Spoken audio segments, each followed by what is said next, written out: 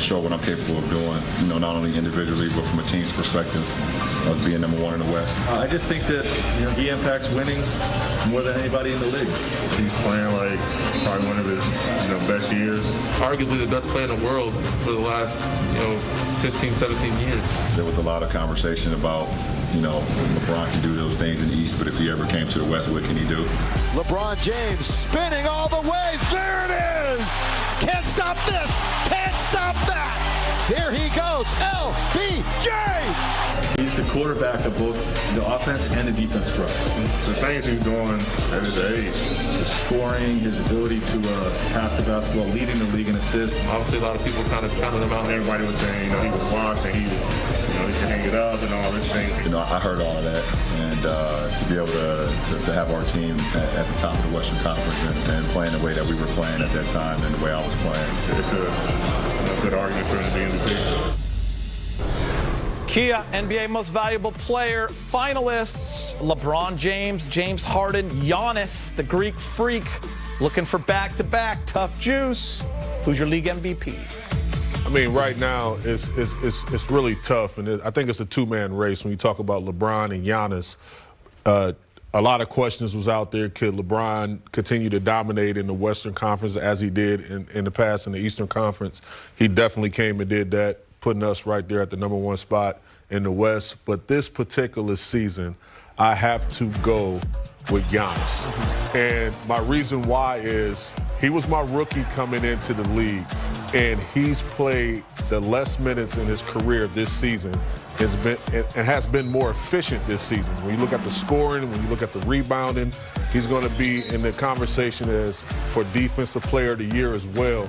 His dominance for this team has just been, just second to none. This season was amazing for the Milwaukee Bucks. He was my young fella, and I think that he is the MVP this season. Did you see special right away? I didn't see this. I'll be alive if I told you that. I didn't think that he was going to be in the same conversation as LeBron and stuff like that, but he's been amazing.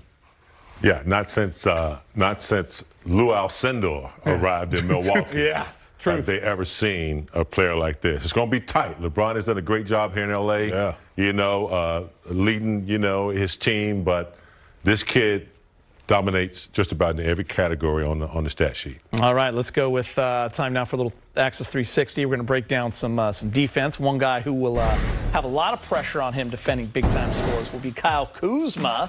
Show us this, Karan. Man, but you know what? What Kuz has been doing is this here, right here. Closing the gap, not giving up airspace, and then forcing one of the best scorers of our time, to take a difficult shot. And give KCP a lot of credit for being at the right place, with that rotation, ready to take a charge. And Kuz is coming up with a huge block. Once again, James Harden, he can shoot that ball from there.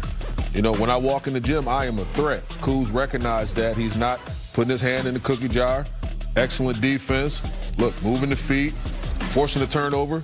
Did he just, lose a post? He flatlined on that. James Harden died on the play. And Kuz took advantage of that, led to offense.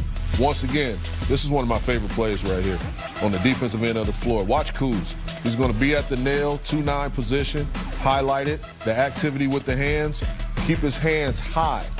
And what I love is KCP, the rotation, which led to Morris getting the steal. And then look, when you do good things on the defensive end of the floor, you get rewarded on the offensive end of the floor. He got ahead of the defense, easy two. Cancel Christmas. I love it. Cancel Christmas. Kuz is accepting the challenge. I love James, that, I know you're excited about love that breakdown because it shows how critical he is, especially with that second unit. Pope, even Tucker might get some runs. Those guys are your, they're your quick perimeter defenders. They're your linebackers, if you will. And Kuz, with his size and his quickness, and now his smartness. He's matured because he knew to go up and close that space on Harden right away. Yep. Then he backed up, as Karan said, didn't put his hand in the cookie jar, and then was able to, move laterally. That's all you need to do. You have to make a great offensive, react a little bit. If you let him stand there and measures you up. So the fact that he's learned that over time to go along with his length and his quickness, I think it's a major asset. We know Kuz is going to be a big part of it, but the man who sets the tone when he dials in on that end of the floor with the chase down blocks is LeBron James. Absolutely. I think he's been doing that, obviously his whole career. But when you see LeBron engage like you saw on that huge play right there versus the Raptors, I think that it sets the tone and raises the bar on the defensive end of the floor for everyone. You saw the multiple positions that he guarded at the end of that Clippers game, as you see the stop on Kawhi Leonard, switching out with another lethal offensive player in PG-13 and doing a remarkable job at closing them out. And then what I love, just the walk-off, like, that's another day in the park. Yeah. This is what I do. I stop people. I mean, I know the Racine, Wisconsin. You're still backing Giannis in the Bucks, right? You got a little bias, but you see that? Absolutely. I'm not backing Giannis in the Milwaukee Bucks. I'm a homer, man, but I got to be authentic and real up here. I lose my name tough juice like that. Yeah, AD, a Packer fan. That always throws me for a loop. But, I am a Packer fan as well. I know you are. Speaking of defensive finalists, we have AD, we have Giannis, and we have Gobert. I mean, it really comes down to those three. I don't think anyone's going to argue that. You can make a case for each. I just want everyone to show you what Anthony Davis did against Rudy Gobert head-to-head. But Giannis, outstanding year. All right, let's check in with Allie for more. Allie. Tough Juice, let's keep it real. You will never lose that nickname. Never. Well, let's be honest. But thanks, guys. One thing is for sure, there is nothing quite like having live sports back. The NBA especially, which has been nothing short of entertaining, refreshing, and fun. But as we've all come to learn, there is something much bigger than sports, much bigger than entertaining.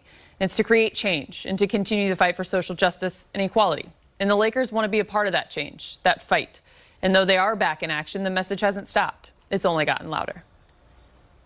It goes back to us. It's not only our jobs just to play sports and be out there to entertain, but also to lead.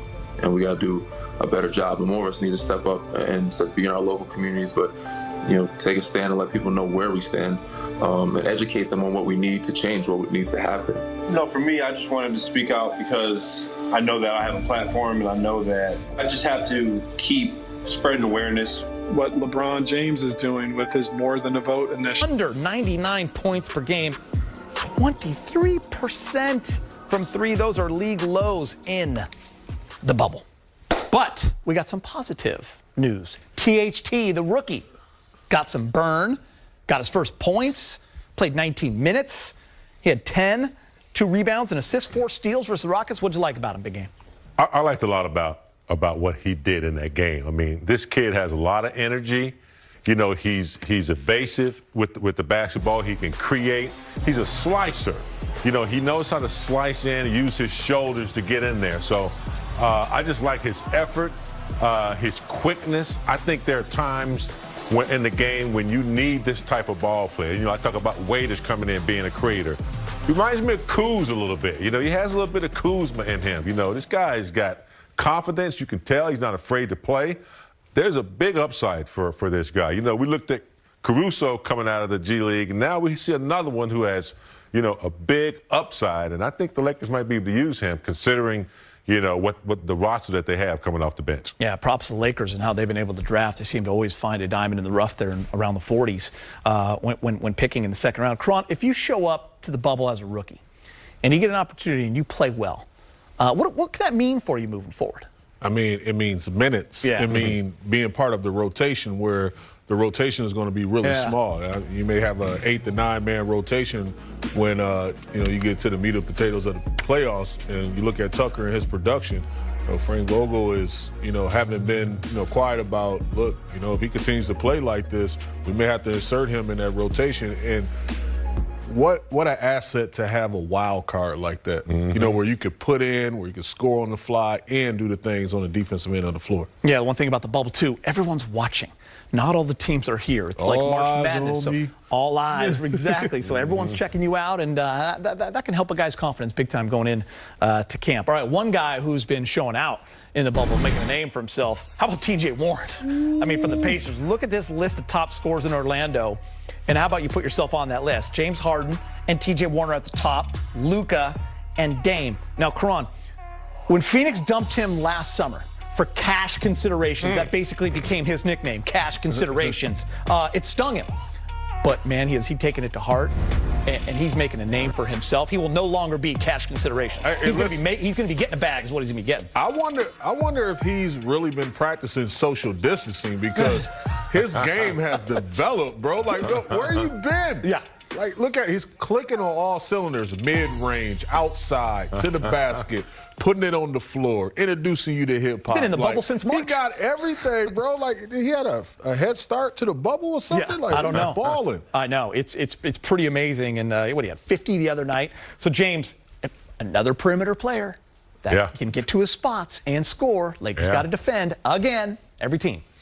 Yeah, he's gone from cash consideration to cash money brother. How about that, Big Game? They just throw you in the trade for cash because they don't even care about you. I mean, that hurt. Look, he need to go public. Trust me. You trade him like that, you know, and he's a little bit hurt by the way it happened.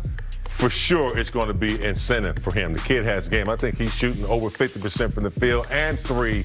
And so when you have this type of, performances early, you have a tendency to, have a breakthrough. And I think he's ready to move on up. He don't care now. He's ready to roll. He's ready to rock.